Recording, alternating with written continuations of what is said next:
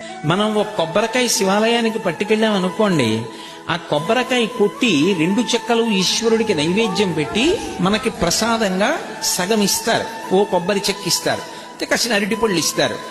ఇస్తే వాటిని తిన్నగా ఇంటికి తెచ్చుకోకూడదు. శివుడి యొక్క నిర్మాల్యాన్ని, ప్రసాదాన్ని విడిచిపెట్టేయకూడదు. చాలా మంది తెలిసి తెలియక ఒక మాట అంటుంటారు, శివాలయం నుంచి ప్రసాదం తెచ్చుకోకూడదు అంటుంటారు.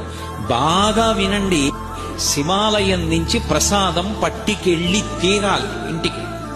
దాన్ని గోడ మీద పెట్టేయడం, నంది దగ్గర పెట్టేయడం, అటువంటి పిచ్చి పనులు చేయకూడదు. ప్రసాద తిరస్కారము బహుదోషము. ప్రసాదాన్ని తిరస్కరించకూడదు. అందుకే అన్నవరం సత్యనారాయణ స్వామి కథలో ప్రసాదాన్ని తీసుకోకుండా ఆ పిల్ల భర్తని చూడ్డానికి వెడితే పడవ మునిగిపోతుంది. ఒక కథలో ఏమిటి, ప్రసాదం తినకపోతే పడవలో ముంచేసేటంతటి పైశాచికవాదా పరమేశ్వరుడు? అంత పైశాచిక మనస్తత్వం ఉన్నవాడా? కాదు.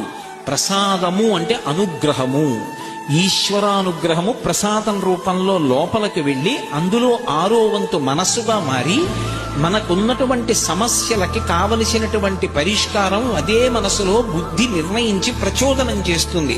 ఆ ప్రసాదం లోపలికెడితే సమస్యకి పరిష్కారం లోపల పుడుతుంది. అలా ఆ